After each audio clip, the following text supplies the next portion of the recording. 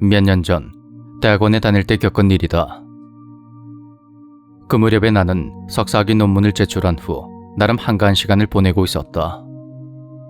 당시 괴담에 꽂혀서 각종 오컬트 관련 사이트를 전전하며 온갖 이야기들을 읽었는데 눈에 보이지 않을 뿐 귀신이 실제로 존재하는 건 아닌가 뭐 그런 것들을 진지하게 고민했던 것 같다. 그때는 낮과 밤이 완전히 뒤바뀐 생활을 했었는데 그날은 새벽 2시쯤 잠이 깨서 컵라면이나 하나 먹을까 하고 부엌으로 향했다. 그리고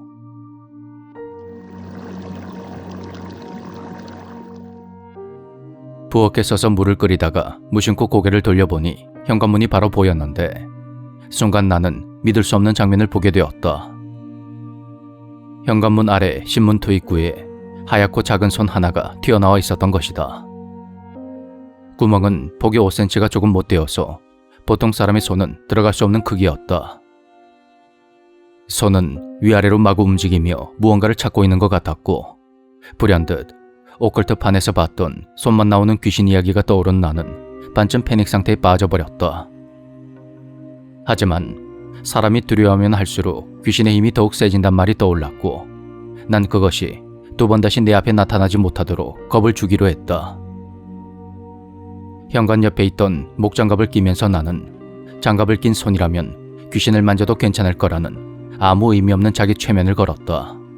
그런데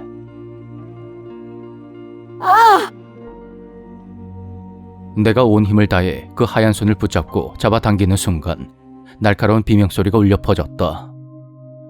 너무 놀라고 당황해서 잠시 뒤로 물러났다가 문을 열고 밖으로 나가보니 웬 낯선 아이 하나가 손이 끼인 채 울부짖고 있는 것이다.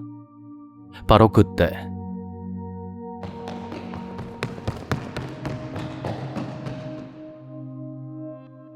그 순간 복도를 달려가는 누군가의 발소리가 또렷하게 들려왔다. 대학에 다닐 때부터 꾸준히 복싱을 해온 나는 완력만큼은 자신이 있었는데 그것 때문인지 아이의 팔이 구멍에 꽉 끼어서 도무지 빼낼 수가 없었다. 이게 도대체 무슨 상황인지 영문을 몰랐지만 난 일단 곧바로 119에 신고를 했다. 저기, 아이 팔이 신문 토의구에 끼어서 빠지지가 않습니다. 빨리 좀 와주세요. 그러자 몇 분이 채 지나지 않아서 구급차가 도착했고 결국 장비로 구멍을 뜯어낸 후에야 팔을 겨우 빼낼 수가 있었다. 안타깝게도 아이는 쇄골과 손가락뼈가 부러지고 손목과 팔꿈치, 어깨뼈가 빠진 데다가 인대까지 찢어진 상태였다. 난 경찰서에서 사정 청취를 받게 되었고 무지마 폭행이나 아동학대 같은 범죄를 의심했는지 담당 경찰관은 아이에게 무슨 짓을 한 거냐며 나에게 소리를 질렀다. 아이에게 미안한 마음도 있었고 이대로 감옥에 가는 건 아닌가 하는 두려운 마음에 난 온몸을 벌벌 떨고 있었다. 그렇게 꼬박 이틀을 구치소에서 보낸 나는 담당 경찰관을 통해서 사건의 진상을 전해 듣게 되었다.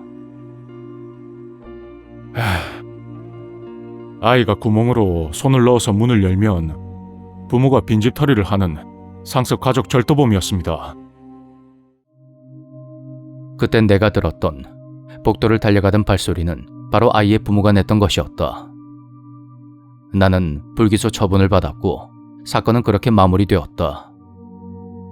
아이의 부모라는 사람은 돈도 없이 집에서 쫓겨난 후 차에서 지냈다고 하는데 아이의 식비를 벌기 위한 어쩔 수 없는 선택이었단 말을 했다고 한다. 하지만 정작 빈집에 들어가도 현금은 1,000엔 정도가 있을 때가 대부분이라 공공하기는 마찬가지였다고 한다. 그 후로 문제의 그 가족이 어떻게 되었는지는 알 수 없지만 아파서 울부짖는 아이를 내버려 두고 도망치는 부모가 나에겐 너무 끔찍하고 무섭게 느껴졌다. 그 아이가 아무런 문제 없이 어디서든 건강하고 행복하길 간절히 바란다.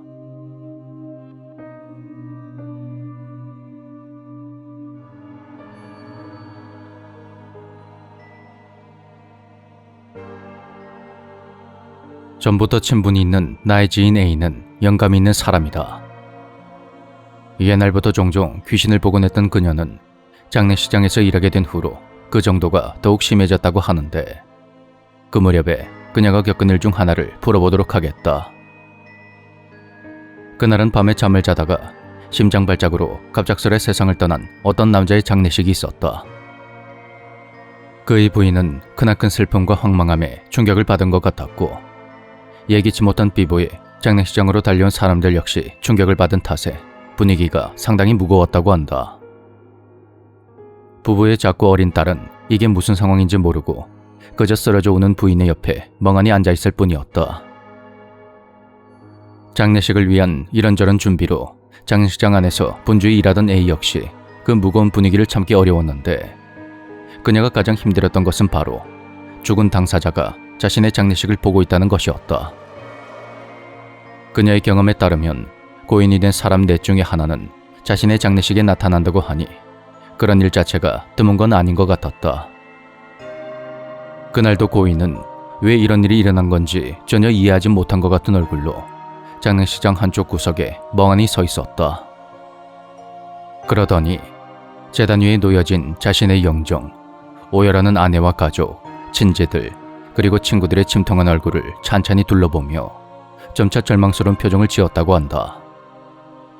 아마 그제야 그는 자신이 죽었다는 것을 알아챈 것 같았다. 그 모습을 도저히 지켜볼 수가 없었던 그녀는 장례식장 밖으로 나가서 진심으로 그의 명복을 빌어줬다고 한다. 사랑하는 나의 가족 또는 주변 사람이 단 한마디 말조차 남기지 않고 그토록 갑작스레 세상을 떠난다면 너무 무섭고 끔찍할 것이다. 하지만 죽은 후에도 평안을 얻지 못하고 살아있을 때처럼 깊은 절망을 느껴야 한다는 것 역시 너무나도 두렵다. 사람이 죽고 나면 아무것도 없을 거라 믿고 싶은 나에겐 더더욱이 그렇다.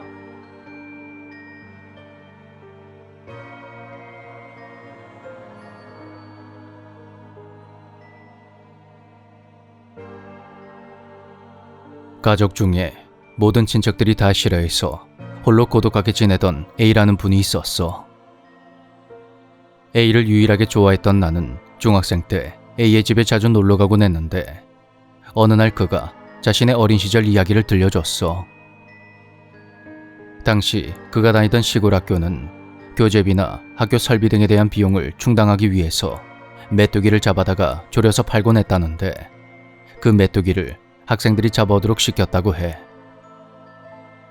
조금 둔한 편이었던 A는 마감 기한이 다 되도록 할당량을 채우지 못했고, 사정을 알고 있던 선생님은 그 정도에서 허락을 해줬다고 해. 하지만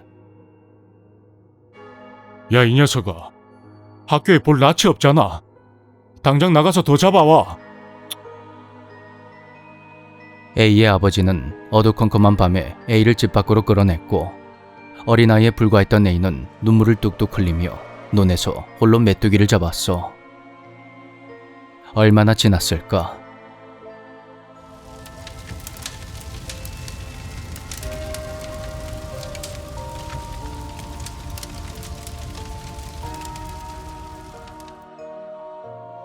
저 멀리 논에서 빛이 뿌옇게 비치더래.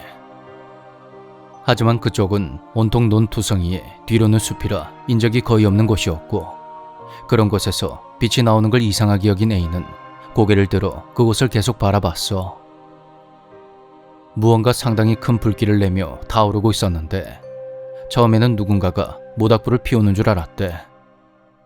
그런데 자세히 보니 모닥불이라고 하기에는 불꽃의 색깔이 좀 독특했어. 불길은 빨간색에서 초록색으로 변했다가 다시 빨갛게 타올랐고, 그 모습에 매료된 A는 한참 동안 그 불길을 바라봤어. 그때 A의 뒤쪽에서 갑자기 작은 불빛이 다가왔고, 고개를 돌려보니 그의 어머니가 무서운 얼굴을 하고 서 있었어. 대체 언제까지 메뚜기나 잡고 있을 거야? 그 말에 주눅이 든 A가 저 멀리 타오르는 불꽃을 가리키자 그의 어머니는 그냥 모닥불일 뿐이라며 냉정하게 돌아섰다고 해. A가 집에 돌아온 시간은 밤 9시가 지났을 때였는데, 집에서 쫓겨나다시피 해서 나온 것이 저녁 7시 무렵이었으니까 벌써 2시간이 훌쩍 지나가 있었어. 불꽃을 발견한 것은 A가 논에 나가고 얼마 지나지 않아서였는데 말이지. 다음 날 아침, 불꽃이 일었던 곳에 마을 사람들이 잔뜩 모여 있었고 경찰까지 와 있었어. 뭐 이쯤 되면 불타고 있었던 그것이 뭐였는지는 다들 알겠지. 이 이야기를 듣고 내가 기분이 나쁘다고 하자 A가 멍한 얼굴로 이렇게 말했어. 그래도 아름다웠어.